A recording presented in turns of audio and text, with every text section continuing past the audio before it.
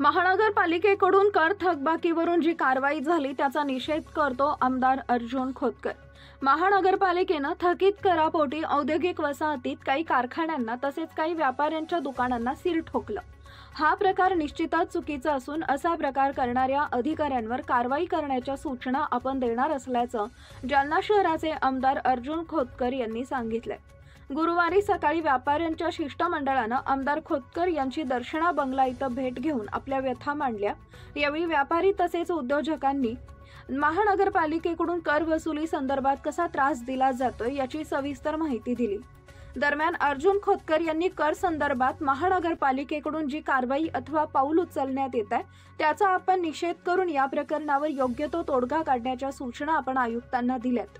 मात्र वाढलेला कर हा कुणाच्या काळात वाढला असा टोलाही आमदार खोतकर यांनी माजी नगराध्यक्ष संगीता गोरंट्याल यांचं नाव न घेता लगावला। यावेळी वाढलेल्या करासंदर्भात आम्ही आवाज उठवला। यावेळी व्यापाऱ्यांनी आम्हाला साथ दिली नसल्याची खंतही आमदार खोतकर यांनी यावेळी बोलून दाखवली।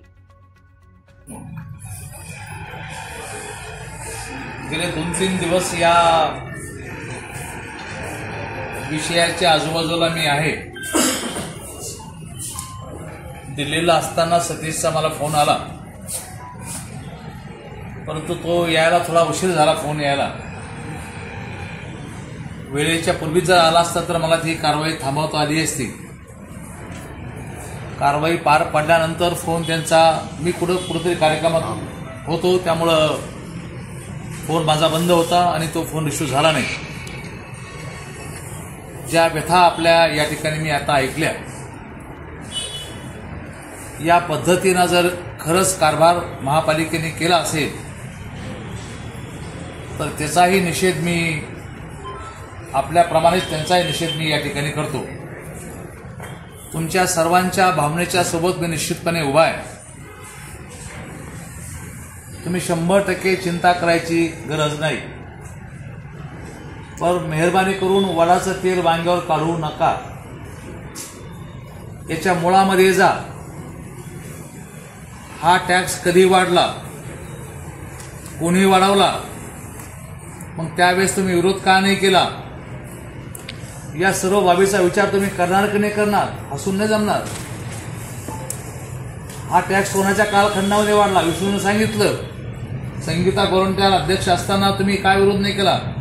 आम्ही शिवसेना म्हणून आम्ही रस्त्यावरती उतरलो, त्यावेळेस तुम्ही आमच्यासोबत आला नाही, विरोध करायला नाही आलात, कशालाच नाही आलात। आणि आम्ही हा विरोध केला, त्या ठिकाणी नोंदवला। भाजपचा मी स्वतः, सतीश भाऊ, माझे सर्व नगरसेवक तिथून वॉकआउट करायला लावला, आम्ही तिथं विरोध करायला लावला। आणि हा जुलमी टॅक्स आहे अशा प्रकारची भूमिका शिवसेनेने घेतली, पण तो दुर्दैवाने तुम्ही कुणीही त्याला पाठिंबा दिला नाही, तुम्ही कुणीही त्याला विरोध केला नाही। तुमच्यासाठीच आम्ही रस्त्यावरती उतरलो होतो, तुमच्यासाठीच आम्ही विरोध केला होता।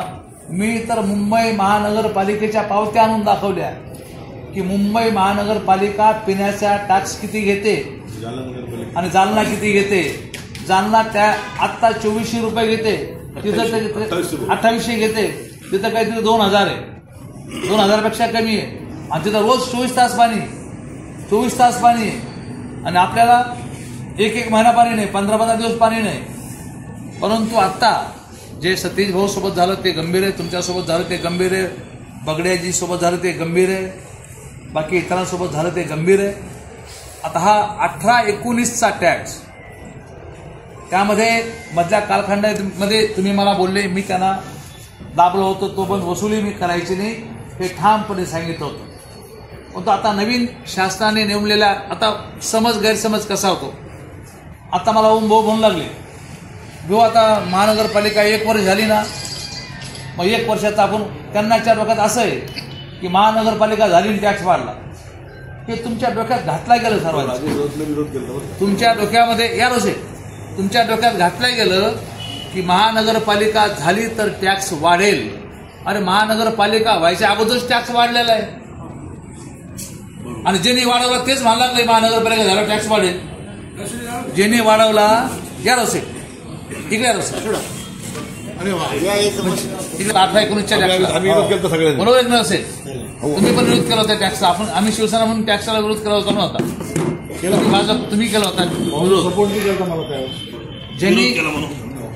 ज्यांनी हा टॅक्स वाढवला तेच म्हणतात की महापालिका झाल्यानंतर टॅक्स वाढेल. कोणता टॅक्स वाढला महापालिका झाल्यावर? 1 रुपयाचा टॅक्स वाढला 1 वर्षामध्ये? मला सांगा. 1 रुपयाचा टॅक्स वाढला नाही.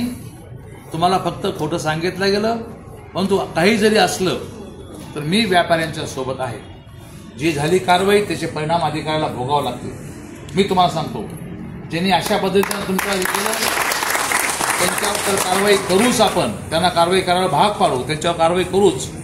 की अशा पद्धतीनं बेइज्जत करून, व्यापाऱ्याला बेइज्जत करून जर कोणी काही करत असेल तर निश्चितपणे त्याला पाठीशी घातलं जाणार नाही. मी आयुक्ताला आज बोलवलं होतं, पण आपला तो 100 कोटी रुपयाचा आपला प्रस्ताव त्यांच्यासाठी पाठपुरावा करण्यासाठी मी त्यांना तिथं पाठवलं. मीच त्यांना पाठवलं कारण की तो विषय फार महत्त्वाचा होता. आपल्या गावाचे 100 कोटी रुपये आपल्याला जे मिळणार आहेत त्या संदर्भामध्ये माझं काल मुख्यमंत्री महोदयाशी बोलणं झालं की ताबडतोब तुमचा अधिकारी पाठवा. आपला प्रस्ताव घेऊन त्यांना मी पाठवलं नसता ते आज इथे येणार होते. माझं बोलणं झालेलं आहे. मी या सर्व बाबीची अत्यंत